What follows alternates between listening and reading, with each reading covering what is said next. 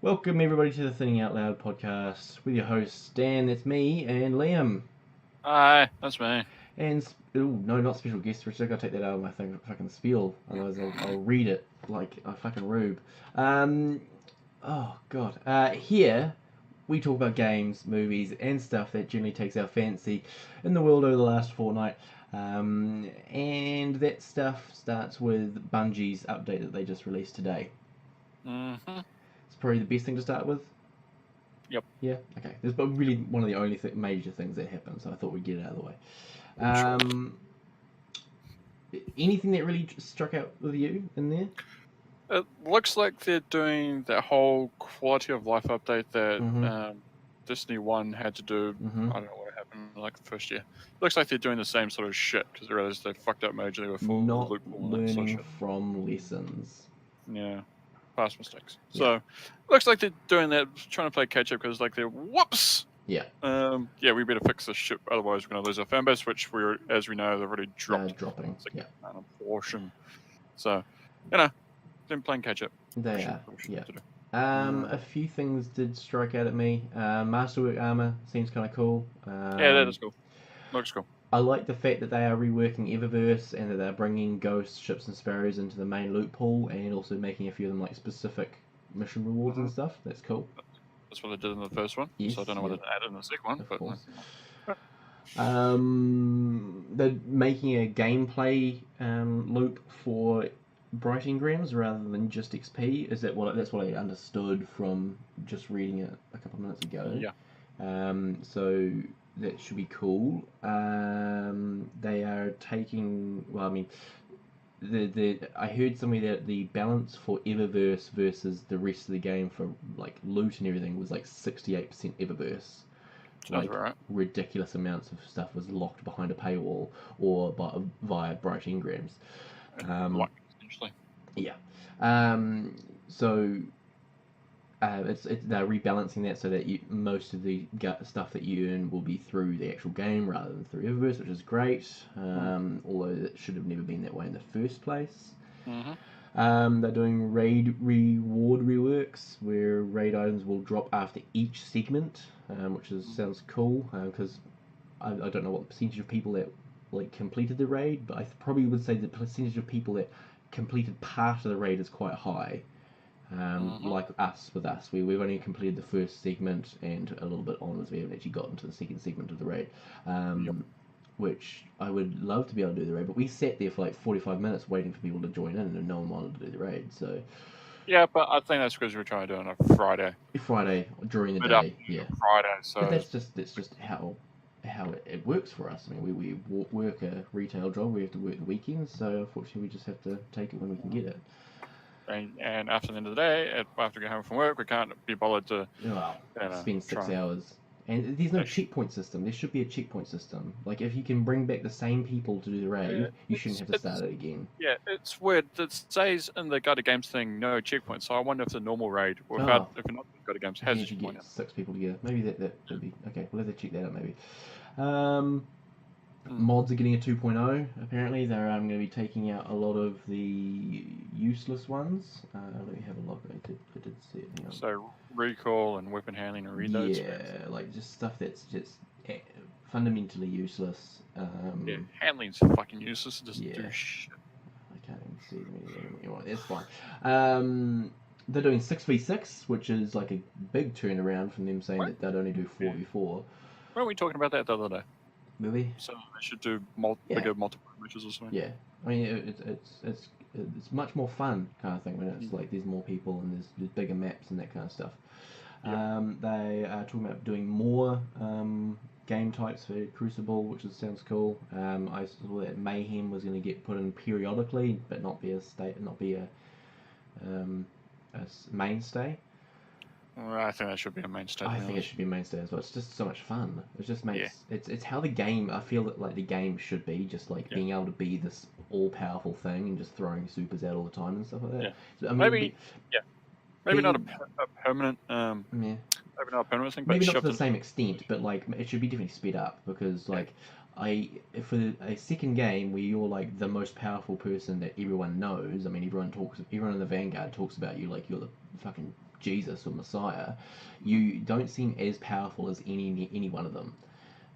But they always say that you're the one to change everything. When if they are more powerful than you, why wouldn't they be the ones to change everything, right?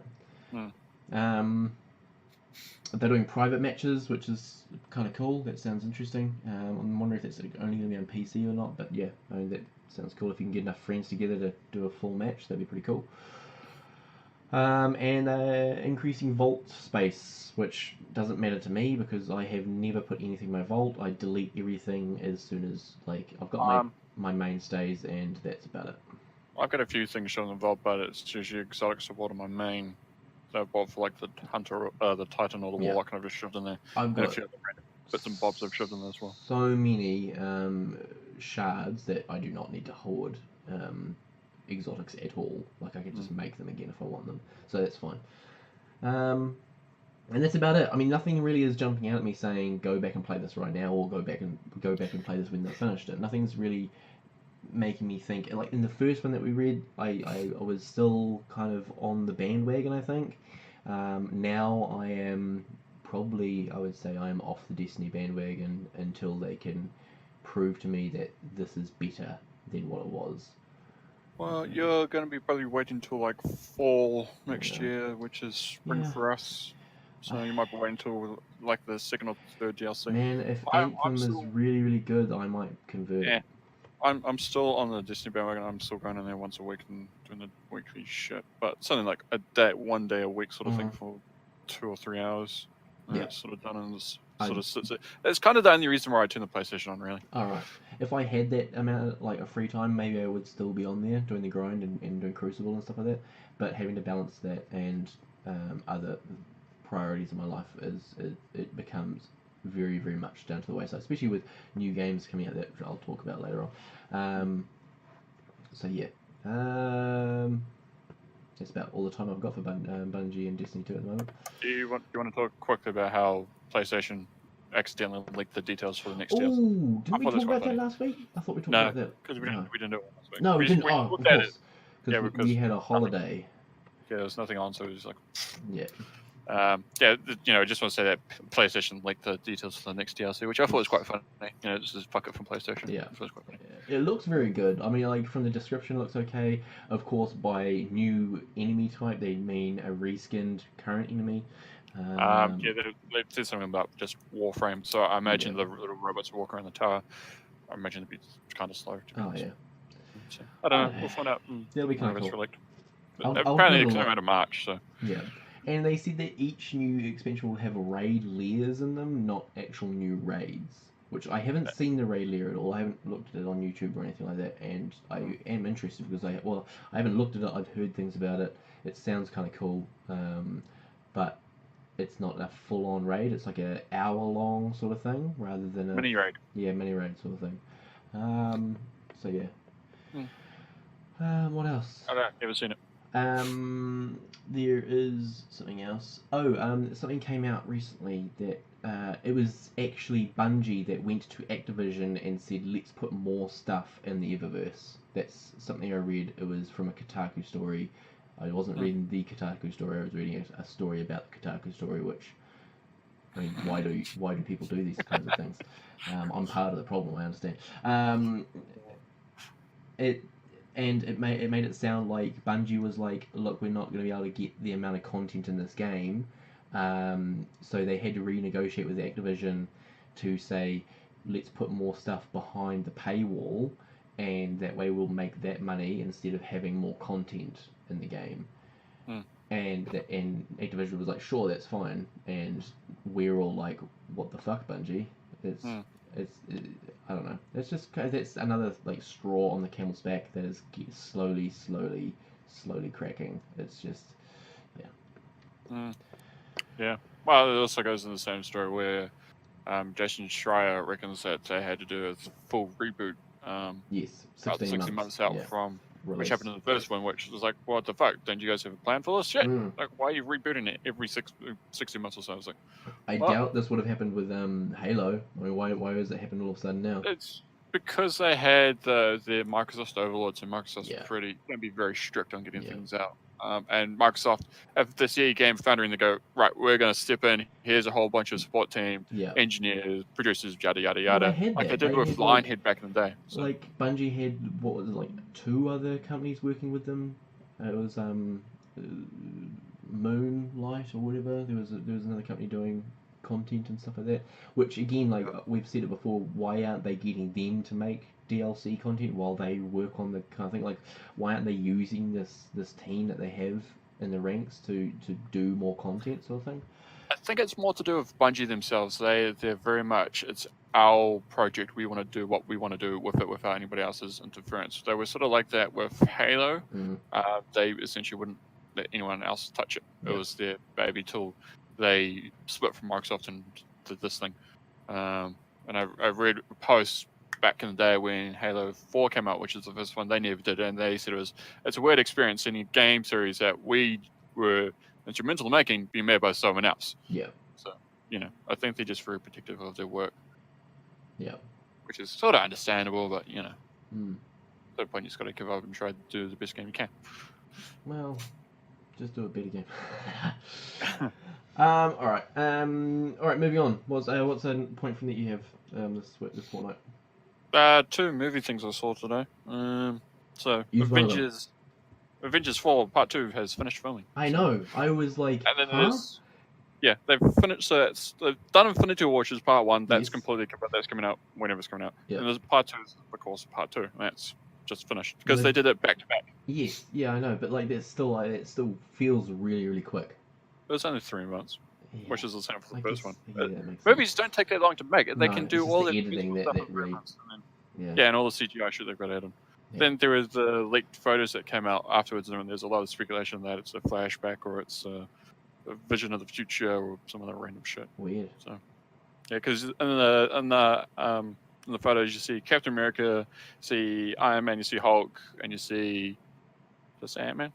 Yeah. No, you didn't say Ant-Man. Yeah.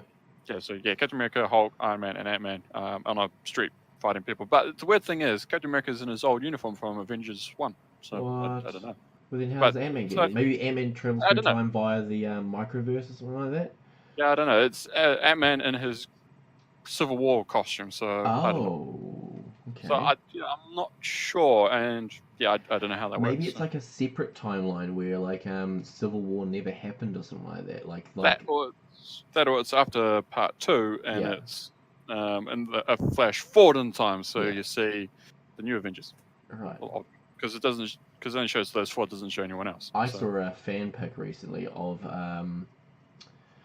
Alison Brie as like female Captain America, and I was like, hell of the year, I'd totally back that. That sounds awesome. I think that was just a cosplay she did, wasn't it? No, I don't know if it was cosplay or like fan art or something like that, but I saw something online and I was like, oh, I can get behind that. Cosplay. Yeah, you would. I totally would. I'd get right back behind that.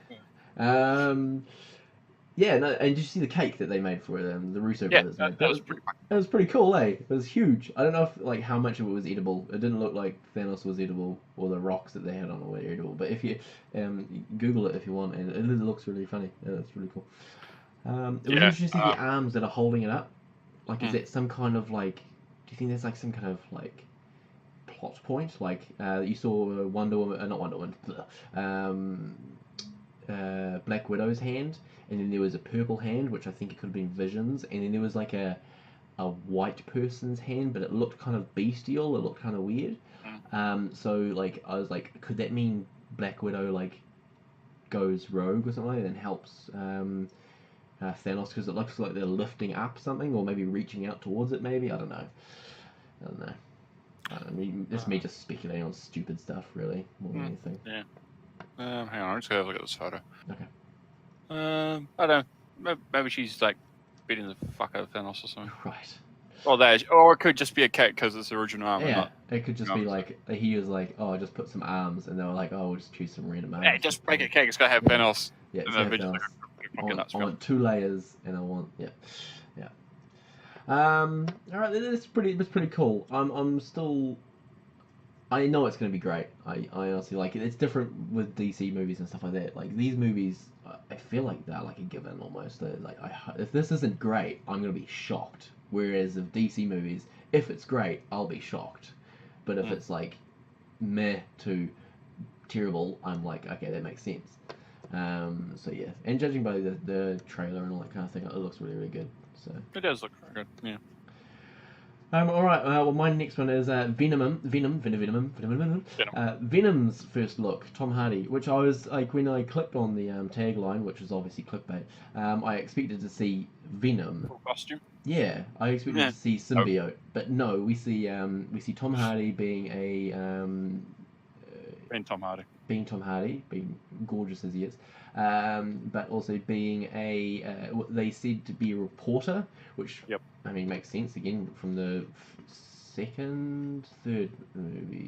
third Spider-Man movie. I never really I never really thought Eddie Brock was a reporter in the comics. I always thought he Yeah. was I'm a not sure. friend, and like he got. I don't think he was your friend. Yeah. Oh no, he was. He was like a childhood friend of Peter Parker. Yeah. Okay, maybe that's the ultimate I storyline. call bullshit. No, I'm I'll not go gonna with in Ultimate. He is a family friend of Peter Parker. He is older than Peter Parker, and like in the Ultimate storyline again, Peter Parker's father and Eddie Brock's father work together to try and cure cancer, and end up creating the symbiote suit that gets loose because. Where are you getting this information? Because I'm looking at the Eddie Brock fandom from F616, and it says nothing like that. Ultimate Universe. Yeah, but they're not doing off the Ultimate Universe. So you're doing the Lethal Protector series and Syndicate of Symbiotes. Okay. That one. They're not using the Ultimate storyline in any way, shape, or form. All right, that's fine then. But that's still the only Eddie Brock that I know, so that's okay. They can use someone else. That's fine. Well, you tell what on that off, so it's completely different. I think. Yeah. I don't know what they've done actually. To be That's honest. fine. All right. So yeah, he's a reporter. In the book, they flipped the book and the picture that they had from IGN first. And they read some of the script that was in his book, which he had tilted towards the camera, so I'm guessing it was their kind of, they knew it was going to happen sort of thing when they released the picture. And they figured out who the main storyline was going to involve and all that kind of thing, and they figured out that the villain in this movie, or villains possibly, is 5 symbiote suits, or symbiotes. So it's another like villain antithesis, it's like it's the same thing fighting the same thing. It's like how in Doctor Strange and Iron Man and Captain America and all this kind of thing, they end up fighting like just a mirror version of themselves, which is I guess what you do in comic book movies these days. I don't know, I was hoping for something a bit more interesting. Well, that's part of the main story, really, with Venom. Yeah. Always had a tussle with himself, so. Yeah. If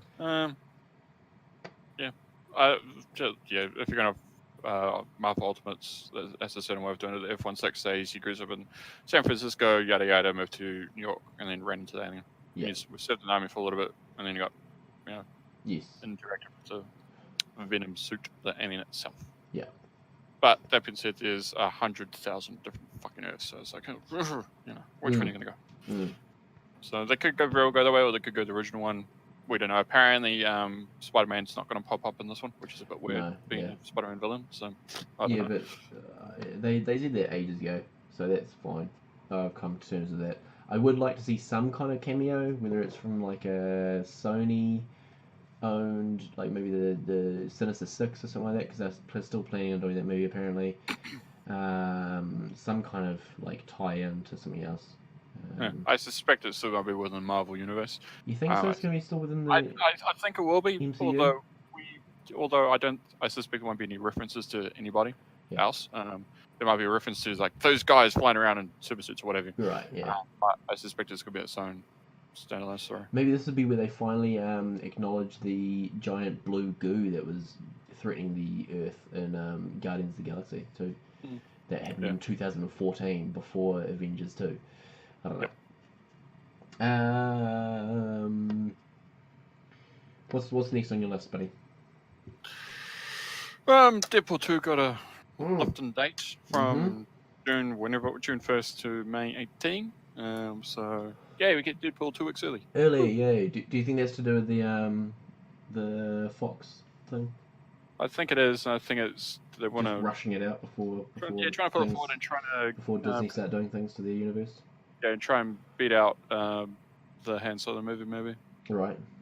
Yes, because that's coming out very soon, apparently. Oh, really? I thought it was like December as well. Yeah, I read something online that said something is coming out in May Whoa.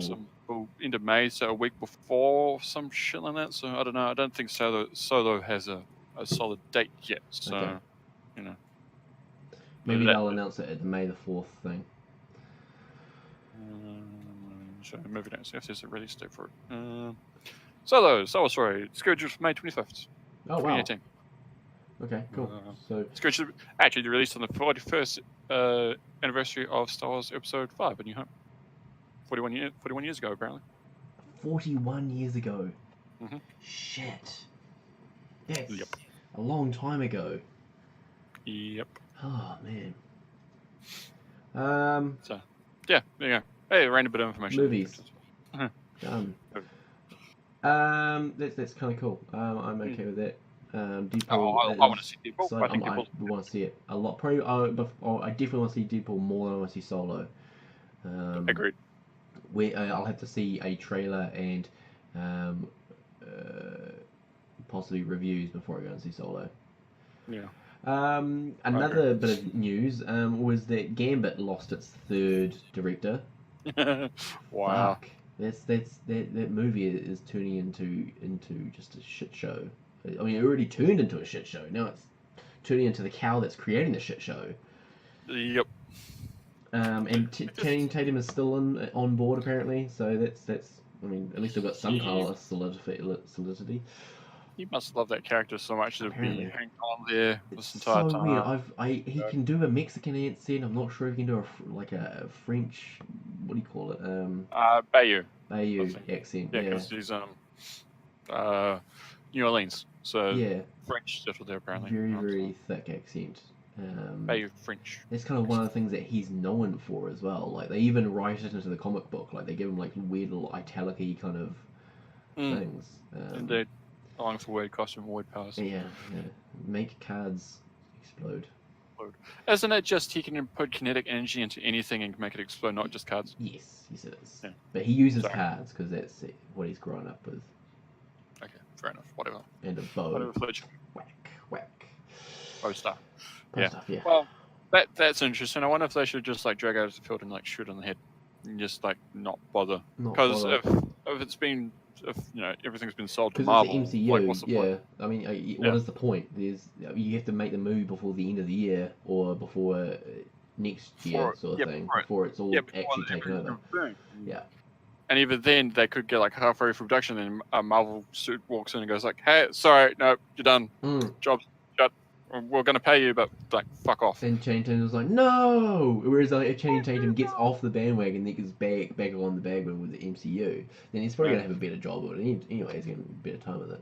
Yeah, I think Marvel influence will be to like be like a solid guiding hand on everything. It's not gonna be as messy as what's a X-Men movies tend to be. Yeah. I mean, I like the X-Men movie, and I was reading an article on IGN about this dude was harping on about how great the X-Men movies were and all this kind of thing, and how they did something different to what the MCU movies were doing, and how they were doing it first, and all this other kind of stuff, and how it's sad that they've gone now to the MCU side, and I'm like, no. I mean, they were fine movies, but they were never ever as good as the MCU movies. So I'm happy with this turnabout of events. No, it's like it was the first superhero movie ever. I mean, Batman and Superman, they all predate any Marvel X-Men movies on the face of the planet. Yes. It's so much longer. So it's like, you're not exactly an original team up there, guys. It's just like, chill, just chill. Yeah. Oh, that's pretty much it for... Do you have any more news stories? Another thing I saw from CES, because I haven't seen too much from CES that I've actually like, that's cool. Yeah. One thing I saw is there's a company called Hype again, which do a whole bunch of peripherals and stuff like that. They're apparently remaking the original Game Boy. Whoa. Yeah, the original Why not? You know, there's a certain nostalgia out Are they there for doing it. it with a color screen and with like better So what they're working doing or is they're what? giving it a aluminium frame, so it's a solid Okay. thing. They're just updating all the buttons and that. They're giving it a backlight to the screen, and it's just essentially an uptooling with more modern technology and with a few more bells and whistles to it compared to the original brick, and it's a bit smaller. Is Are what I'm they opposite. re-releasing all the games? Because the batteries in those game cartridges are going to be all dead by the time this thing comes out. Couldn't tell you. It just says they're just redoing it. So they might do what they might Maybe actually they're do is inbuilt games. yeah, that's what I was going to say. They might Yeah. just do a chip inside with everything already loaded to it. Mm. But this also, the problem with that is, I don't know if they're licensed from Nintendo, because Nintendo could come in and go like, hey, whoa, They stamp copyright our own infringement, fuck off. banner on there. But Stamp this their own is thing on there. ours. You Yeah, can't yeah, do this. yeah. So Yeah. because that's what Nintendo do really. Maybe they'll just have like a USB port where you can just plug it into a computer and download like the games for it, sort of thing. Just put like Or ROMs or on work there. with Nintendo and get access to the Nintendo eStore, and you can buy and download shit onto that. There's And one then, problem with that. There's one problem with that. It's Just Nintendo. working with Nintendo. Yeah, that's the problem. Isn't it? Yeah. Nintendo is Nintendo. Yeah. So, yeah. Anyhow, I thought that was cool. They're remaking the original Game Boy. I don't know if I actually buy one. I just No. wanted No. I think I've still got a working PSP that I can download ROMs onto, so that's fine. That's pretty much it. Oh no, I did see something at CES that I like the look of. The Nvidia 65-inch TV or TV quote marks that they're making. So it doesn't have like a built-in reception receiver. What do you call those things? I can't remember. But it has like a smart TV built into it. Right. So you can still stream and do Netflix and YouTubes and all that kind of stuff. But it is basically a 65-inch monitor with all the good stuff that computer monitors do that TVs don't do, like G-Sync and 120 hertz and all the kind of like the fanciest stuff that they do on monitors that they don't put in TVs. So it's going to have better frame rates and all that kind of stuff. So I kind of thought it would be kind of cool just as a TV, just because I don't have my TV plugged into the wall anyway. I do all my stuff through my console, but I also on that, would it be good for consoles? Would it actually matter for a console for this kind of thing? I don't know. So I can't say, like, I use my PS4 on my computer monitor now, and I have another console for my TV downstairs, and I don't see a difference. Like, I don't actually notice any kind of difference in the games. So yeah.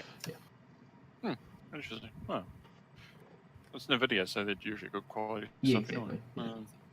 anyway. So that's kind of cool. Well, yeah, that sounds pretty cool. And our bonus story for the fortnight is a good one for the New Zealanders. It's Flight of the Conchords doing an HBO special.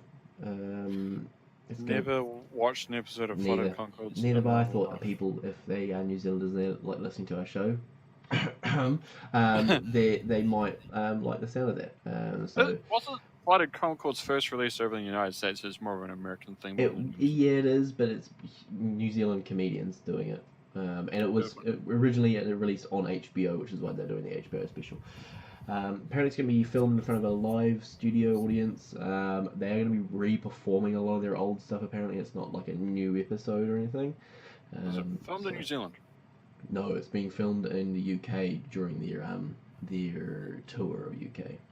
Right. So they're still touring, apparently, so that's good on them. Right then. Well, between Jermaine comments acting and all that sort of thing, yeah, fair enough. Good for them.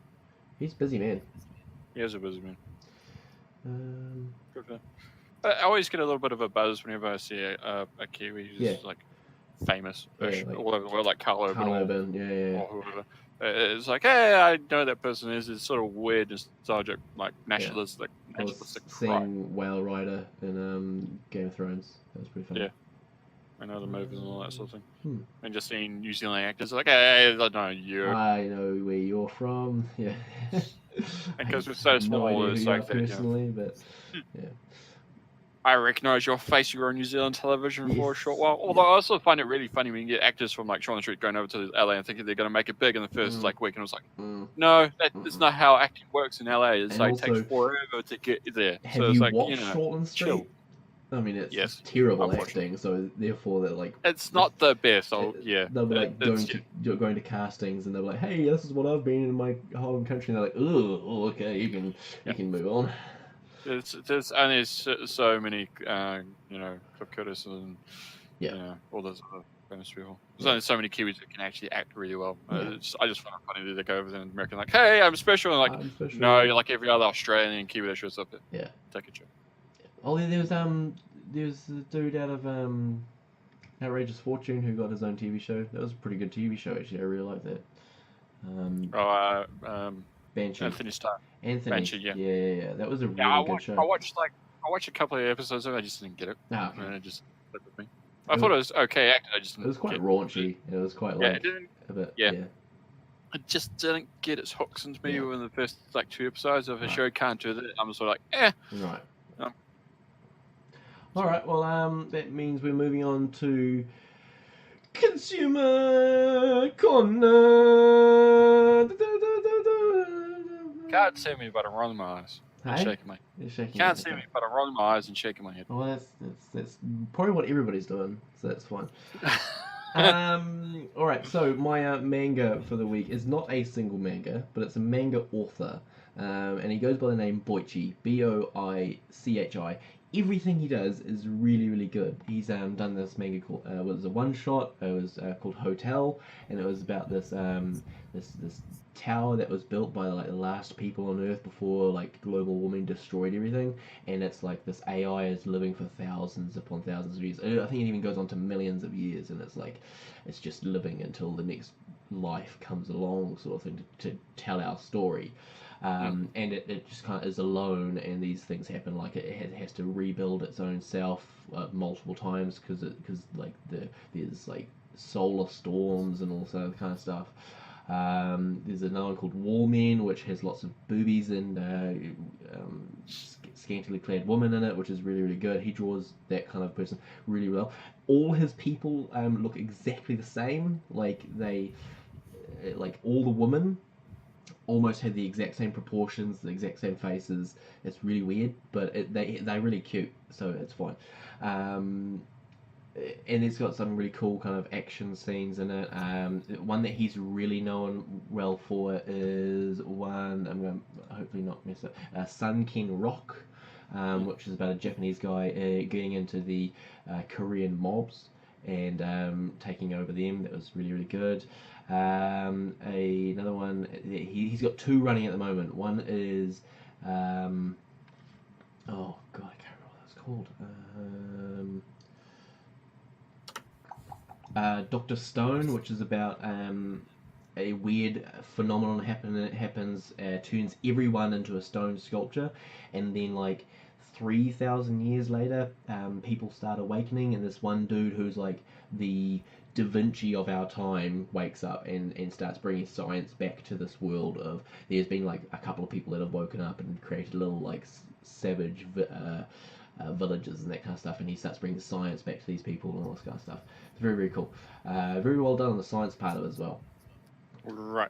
And another one that is my favourite one. Science. Sorry, yeah. Oh well, there's a couple of people that are smart enough to kind of pick up science, but everyone thinks that he's mainly like a sorcerer, and it's like it's quite intense. So hang on. So it's framed in modern times, so we're just turned to science. So everyone's forgotten how everything's worked when they're woken up. Well, yeah, it's like no, because like those people have woken up like within the 3,000 years, fathered children because like these people were just like oh right, now people, I got you. and Right, it's like yeah. just time has moved on sort of thing, and these people are just surviving sort of stuff. Right. Okay. And the latest one, now that makes sense. yeah, the latest one that he's doing that I am really, really loving is called Origin, and it's about I think I might have actually written this before. It's about a AI who is created, and the only protocol he's given by his father who dies and all that kind of stuff is to live properly, and so he has to come up with a definition for living properly. And so he's trying to live as a human properly, and he's trying to go under the radar so that people don't try and destroy him. And then there's these other robots that his father also created that, like I'm thinking, actually end up killing his father, and they're out trying to like gain power and take down humans and make themselves the most powerful beings in the world. And he is just trying to live properly. So he's not seeking out fights with these robots, but they're always coming after him and all that other kind of stuff. So that's really, really fun. Every time a manga chapter of that comes out, I fucking scream a little bit and get really excited. So I'm really enjoying that. And no matter what he does, it looks beautiful, it reads really well, and the characters are really good. So I really like Boichi. Right. Done. That was probably like 10 minutes. Jesus Christ. What about you? Books? Anything but any books? Reading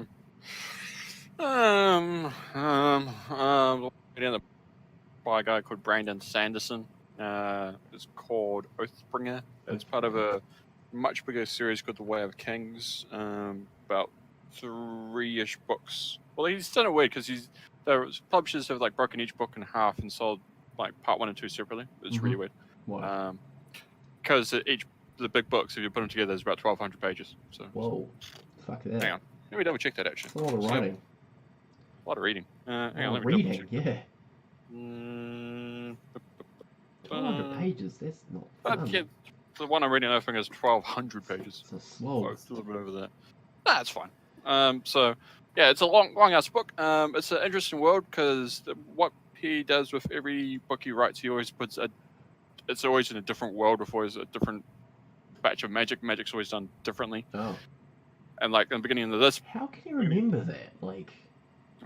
he's got a weird brain. He just does things Wow. differently. Yeah, so magic's done differently in every book, and world's done differently in every world. So as you remember, going into each book, it's always a different world. Mm-hmm. So essentially, the start of this book, there is no magic, and then slowly, as you get on in the book, people start using magic, although completely by accident because they don't actually know they can do it in the first place.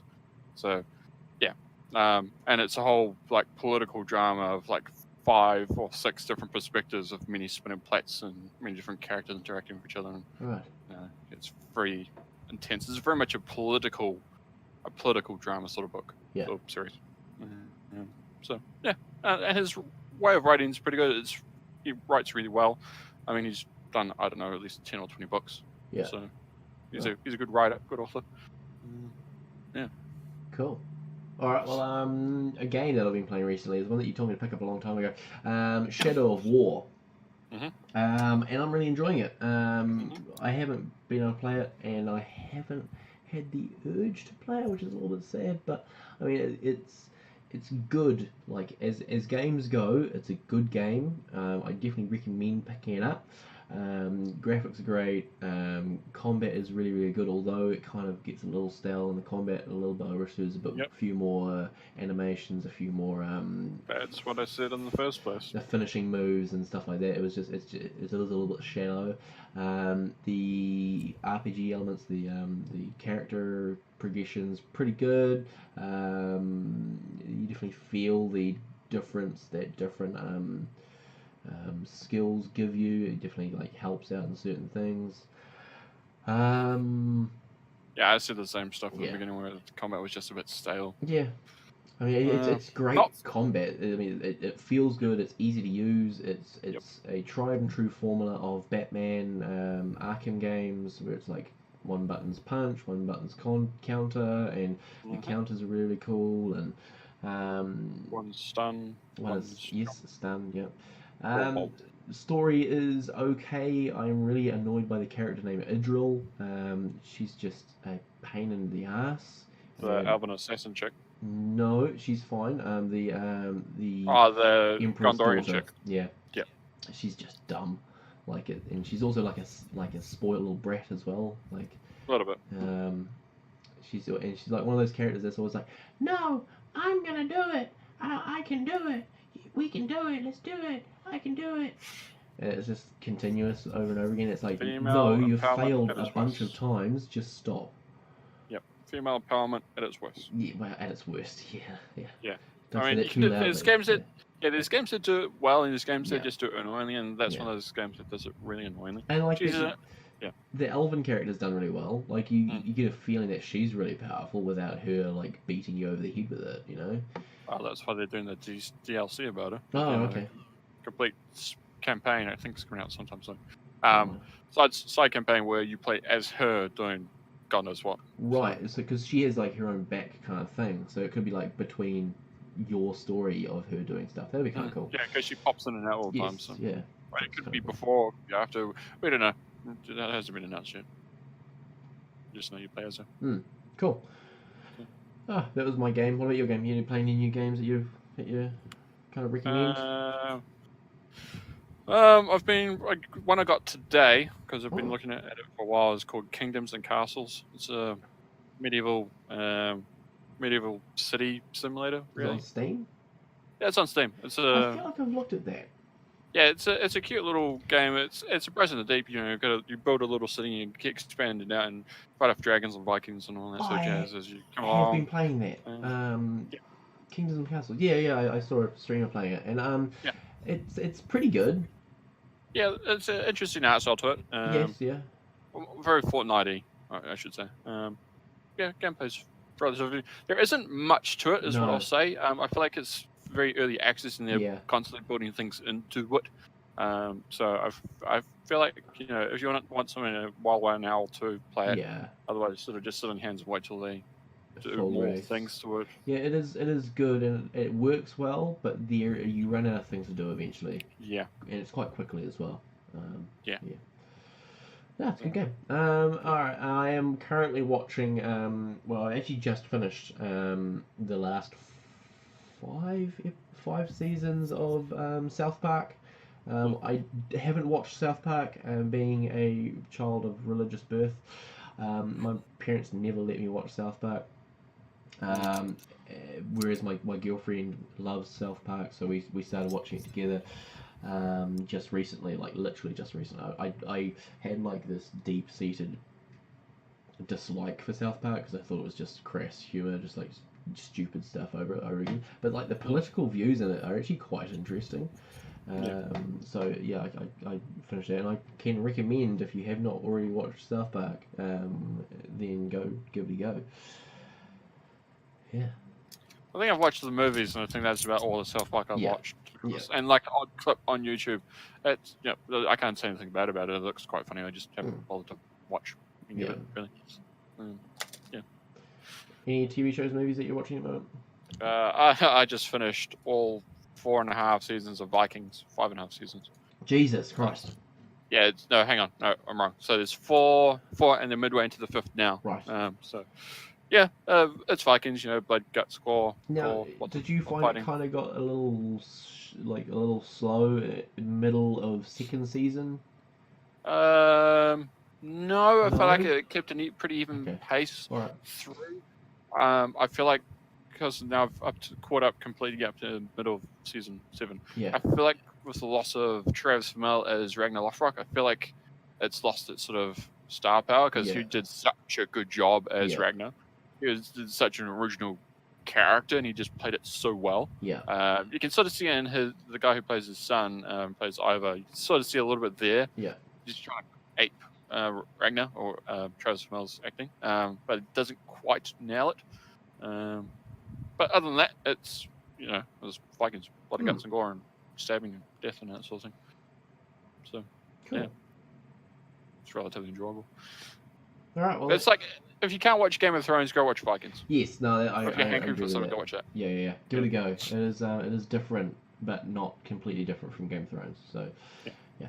All right. Well, that is pretty much it for the first episode of Thinning Out Loud for 2018. Hopefully it's going to be a good year. Hopefully a lot of good things coming. A lot of good games are going to be coming out, hopefully, unless they get pushed back, because none of them have release dates on them. A lot of movies too. A lot of good movies, yes, those have release dates, and we've been getting some pulled forward, which is quite nice. And yeah, that's it. We're out. Peace out. Bye-bye. Bye.